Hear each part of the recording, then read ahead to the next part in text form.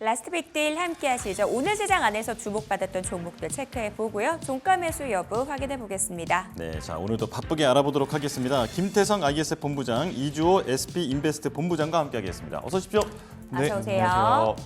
자, 종목 이야기 나눠보도록 할게요. 오늘 시장 안에서 게임주들 흐름 참 괜찮더라고요.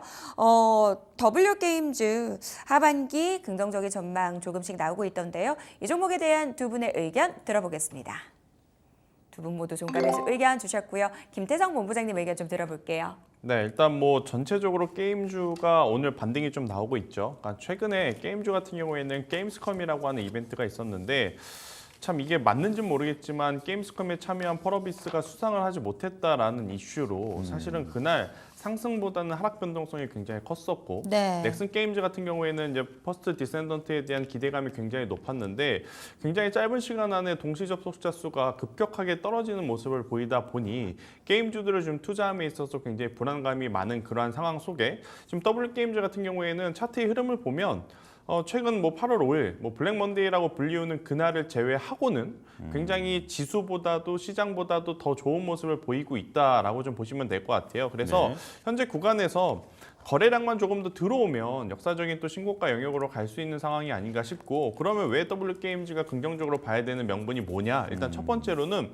사행성 카지노를 운영을 합니다. 근데 이 카지노 게임이라고 하는 것 자체가 사실은 다른 게임사들은 신작을 만들 때 굉장히 오랜 기간이 걸려요. 그리고 굉장히 평가에 대해서 민감하죠. 그런데 여러분들이 한번 생각을 해보면 카지노 매년 규칙이 바뀌는 건가요? 아닙니다. 규칙은 네. 그대로 유지한 채로 외부 디자인들만 바뀌다 보니 신작을 만들m에 있어서 굉장히 부담이 적다라는 게 가장 포인트고 네. 또 이제 온라인 카지노 게임 같은 경우에는 전체 매출의 95%가 지금 해외에서 나오고 있습니다. 그러면 달러로 결제를 받기 때문에 아무래도 이제 달러 환전할 때 수혜를 또 받을 수 있는 기업이 W게임즈가 아닐까라는 의견 한번 드려보도록 하겠고요. 카지노 쪽에 너무 이제 집중된 어떤 매출을 최근에 이제 아이게이밍 산업에 이제 뛰어들면서 이 부분도 이제 보완을 하고 있는 상황이라 저는 오늘의 어떤 종가 베팅을 노리시는 분들은 W게임즈 굉장히 매력적이지 않겠는가라는 전략 드리도록 하겠습니다. 네, 두 분 다 종가 매수 의견을 보여주신 W게임즈 들어봤고요. 자, 이어서는 한화오션 여쭤보겠습니다.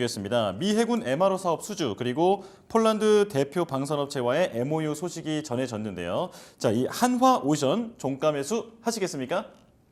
자, 두 분 다 동그라미 들어주셨습니다. 이번엔 이주호 본부장님부터 들어볼게요. 네, 일단 하나오션 같은 경우는 사실 한국조선해양 갈 때 정말 많이 못 갔습니다. 이제 그게 이제 그 타 조선사보다 실적에 대한 부분들이 좀 부족했다라는 점들이 좀 주가 상승을 좀 방해했다 뭐 이렇게 볼 수 있겠고요. 네. 하지만 지금 이번에 우리나라에서 최초로 이러한 미국 그런 MRO 사업 해군과 했다는 것은 좀 되게 의미 있다라고 생각을 하고 있고 특히나 이제 폴란드 방산그룹과 지금 보면은 하나오션이 방산그룹과 뭔가를 한다. 그럼 결국에는 잠수함이라던가 이런 쪽으로 확장하겠다라는 취지로 저는 보여지거든요. 그렇다고 한다면 우리나라에서 이제 이러한 미국과의 MRO 이런 것들을 계기를 통해서 앞으로 추가적으로 이러한 방산 쪽과 모멘텀이 엮이면서 이런 잠수함 쪽으로 추가 수주가 나온다고 한다면 아무래도 지금 뭐 물론 이제 27년까지 수주 잔고를 꽉 채운 조선 3사들이긴 하지만 추가적으로 이러한 모멘텀을 가져갈 수 있다면 저는 충분히 추가 상승이 나올 것이다. 그리고 최근에 경기 침체에 대한 우려가 계속되고 있는 상황인데 네. 오히려 조선주들은 지금 어떻게 보면은 하반기에 실적이 잘 나올 것이다가 아니라 수주 잔고를 이미 채워놨기 때문에 만약에 거기 뭐 노사 갈등이 좀 이런 것들이 있긴 하지만 네. 그런 부분들만 공정 잘 조선소만 잘 운영이 된다고 한다면 어떻게 보면 실적이 좀 안정적으로 가져올 수 있기 때문에 예. 지금 이렇게 불안한 시장 속에서 하반기에 어떻게 보면은 실적 모멘텀이 뚜렷한 섹터 중에 하나가 조선이다 이렇게 보고 있고요. 그리고 해리스가 되든 트럼프가 되든 제가 봤을 땐 조선 쪽은 오히려 수혜를 받지 않을까 이런 생각이기 때문에 조선주들은 뭐 오늘 살짝 조금 눌리긴 했습니다만 지금 뭐 하나오션 주가적인 흐름은 굉장히 좋아요. 근데 뭐 다만 이제 뭐 현대 쪽보다는 못 갔다라는 점 네. 그리고 어떻게 보면은 박스권에 갇혀 있다라는 점 이게 좀 아쉽지만 만약에 이 박스권을 돌파하는 흐름이 나온다 그러면 제가 봤을 땐 크게 한번 상승이 나오지 않을까 이렇게 좀 보고 있습니다. 네. 그동안 조선주들 다 갈 때 이 종목만 못 갔었는데 오늘은 또 반대의 흐름이 나오고 있거든요. 방산과 조선 두 개의 날개 달고 훨훨 날 수 있는 한화오선 종가 매수 의견까지 들어봤습니다. 자, 그 의료 미용기기 쪽에서 한 종목도 보도록 하겠습니다. 최근 변동성 장세 안에서 미용 의료기기단 안에서 종목들은 그래도 좀 버텨주는 모습을 보였습니다. 하이로닉 살펴보도록 할 텐데요. 자, 이 종목에 대한 두 분의 의견 들어보겠습니다. 이번에는 갈렸네요. 자, 김태성 본부장님 의견 좀 들어볼게요. 일단 피부 미용 의료기기 쪽은 저는 여전히 실적에 대한 기대치를 조금 높여잡을 요소들이 굉장히 많다라고 좀 보고 있거든요. 일단 그 중에 그러면 대장주를 매매해야 되지 왜 하이로닉이냐라고 또 반문하시는 분들이 있을 것 같은데 하이로닉이 이제 작년에 피부 미용 의료기기 굉장히 많은 기업들이 좋은 모습을 보이고 올해 상반기에도 역사적인 신고가 영역으로 갈 때 못 올랐었던 이유가 있습니다. 그들의 어떻게 보면 매출의 확대는 미국, 일본, 유럽 이쪽에 대한 확대 이야기가 굉장히 많았었죠. 가장 유사한 게 화장품이었다라고 보시면 될 것 같습니다. 근데 이제 하이로닉 같은 경우에는 여전히 중국에 대한 의존도가 높았다라고 보시면 돼요. 그럼 또 이게 이런 이야기를 하면 생각나는 기업이 있죠. 아모레퍼시픽, LG 생활건강. 근데 이제 그들이 갑자기 2분기 후반부터 막 오르기 시작을 하죠. 왜? 중국의 의존도가 낮춰지면서 북미 쪽에 진출한다 혹은 유럽 쪽에 진출한다 혹은 다른 나라로 매출처를 확대한다라는 이야기가 나오면서 올라갔었죠. 하이로닉도 마찬가지입니다. 지금까지 중국의 의존도가 굉장히 높았었는데 최근 1분기, 2분기 실적을 통해서 북미 쪽으로 이제 매출이 잡히는 것을 확인을 했기 때문에 어떻게 보면 올라갈 수 있는 룸 자체가 누가 더 많느냐? 저는 하이로닉이 더 많을 수 있다라는 생각이 들어서 그리고 이제 최근에 지수 대비해서 지금 추가적인 하락이 나오지 않고 계속 상단 8,500원이라는 가격대를 돌파하려고 지금 애를 쓰는 모습이라 저는 8,500원 위로 올라섰을 때 한번 강하게 시세가 나올 수 있는 그러한 상황으로 하이로닉 오늘 종가도 굉장히 매력적으로 볼 수 있다 이렇게 말씀드리겠습니다. 네. 네, 매출처 다변화 측면에서 이 종목 좀 좋은 점수를 주셨습니다. 이주호 본부장님께서는 X 주셨네요.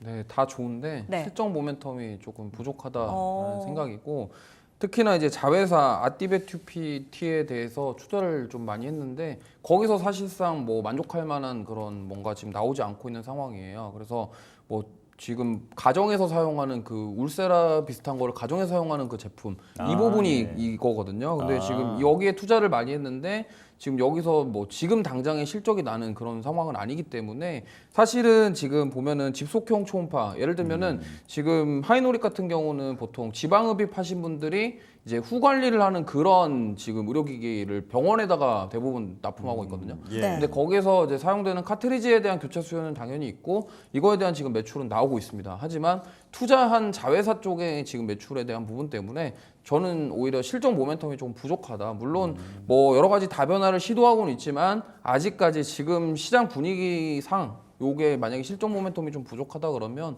좀 상승에 어느 정도 제한이 걸리지 않을까라는 측면으로 저는 그냥 보수적으로 좀 접근하는 게 좋지 않을까 이렇게 좀 말씀드리고 싶습니다. 네, 시장 다변화 그리고 모멘텀 부족 이 두 가지 의견이 엇갈렸습니다. 하이로닉 들어봤고요.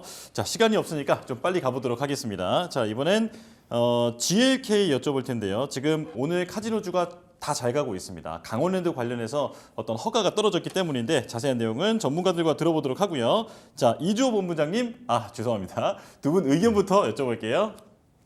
자, 제가 이주호 급하네요. 본부장님 의견부터 네. 들어보고 싶었나 봐요. 그러니까요. 자, 이주호 본부장님 말씀해 주실까요? 네, 저는 뭐 강원랜드에서 공시 나왔던 것처럼 지금 문화체육관광부에서 외국인들 그 카지노 베팅 금액을 100배를 늘렸습니다. 그러니까 30만 원에서 지금 3억까지로 늘렸기 때문에 이거에 대한 지금 낙수 효과 가능성에 대해서 저는 좋다고 보고 있고 강원랜드도 좋지만 좀 무겁습니다. 무겁고 GKL 같은 경우는 파라다이스와 뭐 3대장급인데 그 3대장 중에 시총이 제일 낮고 변동성 활용해서 한번 시세를 노려볼 수 있지 않을까. 어쨌든 지금 카지노에서 외국인들 베팅 금액을 높인다라는 것은 이게 결국엔 실적으로 이어질 수 있는 그런 구조를 만들었기 때문에 이 부분이 저는 하반기에 되게 긍정적으로 작용할 것이다라는 점을 봤을 때 지금 단기적으로 추가 시세 한 번은 나오지 않을까. 오늘 물론 윗꼬리를 달았습니다만 그래도 추가 상승 여력은 있다라는 점 참고해 보셨으면 좋겠습니다. 네, 자 김태성 본부장님도 같은 동그라미를 들어주셨거든요. 네. 이제 말씀해 주시죠. 일단 불과 2주 전, 3주 전만 하더라도 우리가 이쪽에 관심을 가질 수 없었던 게 엠폭스라든지 뭐 코로나 또 재확산에 대한 부담감이 있었던 상황이었거든요. 네. 하지만 이제 그것을 이겨내는 어떤 정책의 변화 그리고 이제 그것을 뒷받침해주는 드랍액의 상승 이걸 토대로 보면 뭐 카지노즈 GKL뿐만 아니라 강원랜드 GKL 파라다이스 롯데 관광개발 모두 올해 하반기 실적은 기대해 볼 수 있지 않겠는가라는 의견 한번 드려보도록 하겠고요. 일단 오늘 전반적으로 대량 거래량이 터졌기 때문에 저는 긍정적으로 보시는 게 맞다는 의견 한번 드려보도록 하겠습니다. 규제 완화에 따른 하반기 실적 개선 기대감 살아 있습니다. 카지노주 전반적으로 좋게 봐도 좋겠다라고 말씀 주셨으니까요. 투자에 참고해 보시기 바라겠습니다. 자, 오늘의 마지막 종목은 CJ ENM입니다. 조지정 앵커 스포츠캐스터 출신이잖아요. 그렇죠, 예. 혹시 야구 중계 해봤어요? 그럼요. 아, 그래요? 네. 요즘 야구 인기가 굉장히 많던데 CJ ENM이 갖고 있는 이 OTT 티빙에서 야구 중계하더라고요. 그렇죠. 네. 굉장히 인기가 많던데 CJ ENM에 대한 두 분의 의견 좀 들어보도록 하겠습니다. 두 분은 갸우뚱하시네요. 엇갈리는데요. 네. 자, 이주호 본부장님 의견 이번에도 들어볼까요? 사실 지금 KBO가 중간 순위권 팀들이 장난이 아닙니다. 지금 네. 여기서 누가 가을 야구로 가냐 안 가냐 이 싸움에서 야구 팬이신 것 같아요. 네, 뭐 거기에 굳이 말씀드리면 저는 하나 팬인데 하나 이번에 가면은 또 어떤 일이 생길지 모릅니다. 예, 예. 어쨌든 네. 그래서 그 야구에 대한 흥행 그러면은 티빙이 그걸 토대로 지금 가입자 수가 계속 늘어나고 있어요. 특히나 최근에 우시왕후가 이제 서비스를 시작했는데 8월 달 한 달 동안 지금 30만 명이 늘었다고 합니다. 그게 선정성 이슈가 있긴 한데 그로 인해서 지금 이용자 수가 늘어났다는 점은 굉장히 저는 긍정적으로 보고 있고요. 지금 그래서 티빙에 대한 모멘텀도 있는데 또 베테랑 2라는 영화가 CJ ENM이 배급을 하는데 추석 전에 개봉을 합니다. 아, 지금 예. 한국 영화 범죄도시 4와 파묘 이후에 국내 영화 중에 천만 영화를 다시 한번 도전해 볼 수 있는 그런 정도의 뭐 기대감이 있다라는 점. 그리고 지금 뭐 사실 눈물의 여왕부터 지금 CJ ENM이 계속적으로 드라마 흥행을 성공을 하고 있고 만약에 이번에 영화까지 성공한다 그러면 한번 단기적으로는 시세를 줄 가능성이 높지 않을까 이렇게 좀 보고 있기 때문에 그리고 마지막으로 티빙이 지금 웨이브랑 합병하는 이슈가 계속 되고 있어요. 작년부터 계속 있었는데 지금 사실 SK스퀘어가 웨이브 대주주인데 지금 방송 3사랑 거기서 매각을 할지는 모르겠습니다만 만약에 웨이브를 티빙이랑 합병을 하게 되면은 웨이브가 지금 지상파 스트리밍 다 가지고 있어요. 맞아요. 드라마라던가 이런 것들 가지고 있기 때문에 그게 합쳐진다고 한다면 뭐 토종 OTT가 진짜 넷플릭스에 대항할 수 있을 정도로 힘이 세진다 이런 기대감도 있습니다. 그렇기 때문에 티빙 물론 지금 변동성이 적고 오늘 사실 시장 그렇게 빠졌는데도 좀 7%대 가까이 상승이 나왔기 때문에 예. 좀 힘을 더 이어갈 수 있지 않을까 이런 측면에서 좀 매수 의견 드려봤습니다. 네. 만약에 웨이브랑 합병을 하게 된다면 대형 OTT사가 탄생하게 되는 거죠. 이에 따른 모멘텀 말씀을 해주셨고요. 더불어서 굵직굵직한 신작 기대감 살아있다라고 말씀 주셨습니다. 김태성 본부장님 X의 이유 듣고 싶어요. 일단은 저도 본부장님 의견에 네. 다 동의를 하는데 네. 저는 딱 두 가지를 좀 체크를 할 필요는 있을 것 같아요. 수익성에 대한 고민.